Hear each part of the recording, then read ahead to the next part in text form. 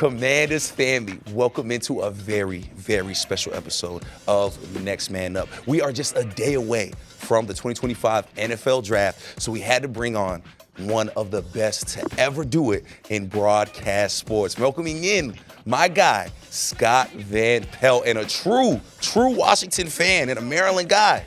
Welcome into the show. I'm greatest to ever do it. You're overselling, but I'm grateful. I appreciate that. Thank you. No, of course, we are so happy to have you. And of course, we want to talk to you about all things Commander, because you told me you grew up a Washington fan. And one thing we've seen, whether it's legends, whether it's fans that have lived here their entire lives, it seems as if there's a resurgence amongst this fan base and amongst really the NFL around Washington. Are you feeling that as a diehard fan? No question. No question. There's a lot to cook into this. And, it started, obviously, I think it starts with Josh and Adam coming in, and you get a change. It just sort of changes the energy around the place. And then you get five with that pick, and then that's the league, man. If you've got a guy that plays that position, you've got a chance. And if you don't, you struggle. And it's incredible how much the vibe really turned around last year. And I was really fortunate to be out in the building and see DQ and the guys, and came out to do a piece for Monday Night Countdown. That was early. That was before the Cincinnati game, Brian. And that's where, that was the big stage where it was like, oh, so this is what he's doing? This is what it's about? Fourth down, we're going for it. Where's Terry? Deep touchdown. That was, think about that. Who was Cincinnati viewed as early on in the season? Who was Washington? It was total role reversal. And Washington winning that game, I think, laid it down that, all right, this is a new thing. Obviously, the Chicago home game was one of those miracles from above. And then you make it to the NFC Championship game, and now you enter into this draft on Thursday night, and the whole calculus has changed of how people view this team. So that's a long answer to say yes. I think we feel and see that things are very, very different around this team than they were. And Scott, you mentioned Cincinnati. I believe you were at that game, right? Well, we have Monday Night Countdown. It's kind of complicated. No, we were in studio for that one. Oh, okay. When Monday Night Countdown, when Monday Night Football, I should say, has a doubleheader, what we do is we go to Bristol so that we can kind of serve both audiences, as opposed to going to one game and then kind of, off the other. That's not the way we do it. So that was a doubleheader game where we were actually in Bristol, but it was cool because I believe Terry came on with us after that. And, I've gotten to know Terry, who, as you guys know, it couldn't be a better dude, and is going to be great at this when he hangs him up, but that's way down the road. And we had a great conversation early on about just the vibe shift, and then he came on with me after the playoff win, and it was over Tampa, and by then everything had changed, because now it's go on the road, win a playoff game, and then of course Detroit, and that's by the Philly game, they're I know it turned into a blowout, but they actually have the ball and a chance there in the second half of that game. So I don't know, the whole season in retrospect, it just makes you smile about how quickly they got from being kind of in a wasteland to being, this close to the promised land. And you mentioned being able to talk to Dan Quinn earlier in the season, but then getting to see everything he was able to do. You mentioned those playoff wins. When you look at what Dan Quinn was able to do, I don't know if we've seen a coaching staff change a culture so quickly. And you know very well what this culture was like and what it's been like. But Dan Quinn was able to change that. When you look at that, how excited and optimistic are you for the future or what Dan Quinn can do in year 2, year 3, and et cetera? It's hard not to be just excited about it, because I think the word culture is one that gets overused. I always say the same thing, Brian. It's you want to put it on a poster and put it up around your team facility, the culture. Well, it has to be created, has to happen. And Dan's the kind of he's a guy that's going to empower players to feel like they have agency and a voice, and just creates this real feeling around the group. And he's done it, man. People remember him with Dallas with his hat on backwards and whatever. I was like, this is a guy that's close to winning the whole thing. So he knows what it is to build culture. And so for it to change that fast, I get excited from this perspective. You know, there was a while there where this was not a spot people wanted to come be. I mean, let's just be honest about it. Just they might have taken the money because it's like, all right, I'll get the money, but you know, that's the cost. That's what the money's for, like the Mad Men line, right? Like they come here, but it was a job. Now you feel like this becomes a destination where people see that they can be part of building towards hopefully another Super Bowl. So it's exciting, but it's also, you got to be real about how hard it is to win in this league. It's the difference between being close and having a chance and being on the outside not looking in. It's not that drastic. And so I'm optimistic, but he'd be the first to tell you, like, we got a lot of work to do, and you know they're hard at that work. And there is definitely a lot of work to be done. And Commanders family, excuse us for the connection. My guy's in the car right now, but you know, when you're a busy man like SVP, you got to take the calls where you can. So we appreciate you so much, man. We just wanted to shout out to the fans because the connection is a little spotty. But we're talking about all those things that, it's all good. It's all good, SVP. We appreciate you, man. So when you look at all the things that are going right, talk about Jayden Daniels, talk about Dan Quinn. Well, Adam Peters had to do all of these things to put the right things together, and it was drafting a guy in Jayden Daniels.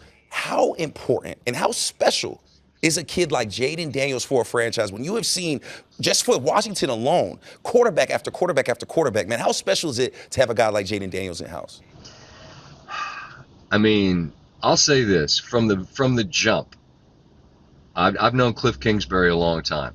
And from the jump, Cliff's like, this dude's different, and got guys to buy in immediately. And it's hard to be a young man and walk into a room of grown men and lead. So you do that with how you carry yourself. And this was a guy that showed up with all the confidence in the world, but he didn't think he had all the answers. Didn't show up like he knew everything. He showed up ready for the job. And it's like he doesn't change expression. You know, he doesn't, because he's like, all right, this is what I do. I'm real good at this, but I'm anxious to learn. And guys gravitate towards that. And so I mean, look, Caleb's a guy that's from our area, played at Gonzaga downtown. And I can remember thinking, boy, it'd be awesome to get him. And things could be great for him in Chicago. I'm not saying that he won't be really good. But if you redraft and you're Washington, who are you taking one? You're taking 5-1. You're taking the guy that Washington got if you could redraft from last year's class. And it's because of who he is just as a player, and I would say more importantly as a person. He just has this aura, is such an overstated thing, but there's something about the guy, the way he's calm, the way he has belief. I mean, he's one of one, and Washington's incredibly lucky they got him. And I think Jayden exemplifies that entire rookie class, right? That first class for Adam Peters and company, where all of these guys just seem like the right type of guy. I believe 4 starters from our rookie class last year. When you look at guys like Mikey Sanderson, Johnny Newton, there's got to be a level of excitement there as well, right? Because to be able to hit on so many different prospects, it's very rare to do. For sure, and like Johnny's that's a guy who was committed to my guy Locks at Maryland. Then on signing day, flipped it and went to Illinois. It's like, okay, I mean, you came home in the end. Like you end up playing for one of my teams in the end. But that's a shout to my guy Locks and identifying a talent that turned into a real game changer type. And Mikey, obviously up in Michigan, saw a ton of him. That's a guy that just felt like always made gigantic plays, both for Go Blue and then here for Washington. So yeah, I mean, the hit rate was huge, and now, you know, it's fun when you're picking on the back end of the first round because it means you're good. You know, like it's cool to pick at the top, but that means you stink. And if you're picking on the back end, it means you're nice. And so, you know, I think Adam, I've gotten to know him some. What a great dude! Just as advertised. And I know Bob Myers from what he did with Golden State, and then he does some work with us with ESPN, and Bob knows Adam, and so Bob's like, you're gonna love this guy, and he didn't lie to me. You know, it's the whole thing. It's the combination of new ownership and energy. It's DQ. it's Adam, it's Jayden, it's that rookie class, and then it's some old heads like my guy Bobby Wagner, who's a gold jacket guy. You talk about culture, you talk about a guy that shows up and knows what it is to play at a level. You can't overstate the importance of things like that too, because it can't just be young guys. It's got to be guys that the old heads that have done it, that know how to do it, that say to the young guys, watch what I do. Like that's what culture is. That's what culture is. And you mentioned that draft, and being able to pick at the bottom of the draft is crazy, going from number 2 all the way to 29. When you look at this roster right now, you mentioned the free agents we have, the guys we brought in last year, the guys we brought in this free agency. What holes would you like to see filled by Washington this weekend when you look at this draft? What positions are you looking at? Well, let's look at it from this perspective. I think there's a luxury now of being able to pick the best player, as opposed to it has to be this position because we're empty there. Right. I love. There's a couple of guys from A&M that I don't know if they'll be there. Like Scourton's a guy that could you get a guy like that, an edge guy? A&M's got a bunch of war daddies up front. If you could get any of those D linemen from there, that feels like it would be a great to need. Everybody needs them. Look at Philly in the Super Bowl. It wasn't even the biggest name dudes they had that were wrecking that game. And both of those guys got the bag in the offseason and got paid to go elsewhere. But I'd love that. I'd love to find, if you could find the right edge rusher. There's a couple of corners, and it's like just a matter of who's there. Guy from Ole Miss, guy from ECU. The Ibuka from Ohio State, people love the makeup of this young man. That wide receiver room at Ohio State has been outrageous. Obviously, wide receiver 1, our guy Terry, he's the guy, and now you have literal number 1 in Debo coming from San Francisco. But a guy like Ibuka, people say maybe he's not the true wide receiver 1. You don't need him to be. Don't need him to be. He can be another weapon for Jayden. There's the running back class is really deep. So I mean, the guy Omarion from North Carolina. I don't know if he'll be there. I mean, I feel it's going to be interesting. I think Genty could go earlier than people think, and that could start a running back run. So really, I think what I'm saying is, the luxury is you're not in dire need of anything. And so it's just sort of what happens in front of you. And I've read some stuff that Adam said, like, it's going to be a draft that's going to be super fluid. And then I think they'll react based on who's still there when they get there. Do you have, like, is there a position that you're saying, like, get me that? You always need O-line and D-line help. We know that. Is there some position that you feel like if this guy or this position is there, that's what I want? It's not so much position for me. For me, what I've really enjoyed seeing, whether it's because we get to talk to every free agent, we get to talk to every rookie, it's the character of the guy. To me, I want to see them bring in those high character guys that they were able to bring in last year, because we saw how beneficial it was. Having a guy like Mikey, who was just so mature for his age, it made a difference. We saw the impact plays that were made in the playoffs. So to me, it's bringing in the right guys that get it, that are bought in, and that love football. And I feel like that's what we have in this building right now. Well, and that's the right answer. I started smiling because I think of my guy Doc Walker, the legend, and Doc would always get joking around about, I want somebody that's got a record. Like, I want a dude that's done time. I'm like, that's Doc's words, not mine. I think what you want now to fit with culture, you nailed it. You want guys that are about understanding the culture that's being built, and about guys that, do you like the game? Do you love the game? Do you live the game? People that love and live this game are what I think you're seeing Dan search for. So it's going to be that. It's fit in the room.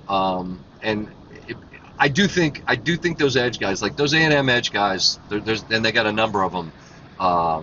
If they're there, awesome. But Adam will make the right pick, and the room will make the right pick. Hey, man, we have no doubt about that. And Scott, I always appreciate talking to you. You talk about loving and living football. I know you love and live football. And it was great hearing you talk because that's how every fan feels right now. There's so many different prospects. There's so many possibilities. Will we trade? Will we do all these things? And I think it's a very exciting time to be a Washington fan. Scott, we appreciate you coming back in the fold and talking to us, man. We got to get you to pull up to the studio now that you're in the DMV area, man. We appreciate you. Hey, I'm not like Dion says, I'm not hard to find, and I'm happy to do it. And so the connection to be better. When we're sitting there, we can't screw it up. So I hope some of this made its way from me to you, and I appreciate you having me in. Hail to the Commanders, and look forward to them getting some new guys in the building that'll keep pushing this thing forward. And Scott, thank you so much. We talked about it a little bit off air, but this is huge for me because being at ESPN, we got to work together for many years, and you were just always so kind and always just a really nice guy. So to be able to sit here and talk to you about the best team in the NFL, I really appreciate it, man. Thank you for your time. It's my pleasure. Continued success to you. I appreciate you. Yes, sir. Commanders family, our next man up, Maryland guy, Scott Van Pelt. Thank you, bro. Thank you.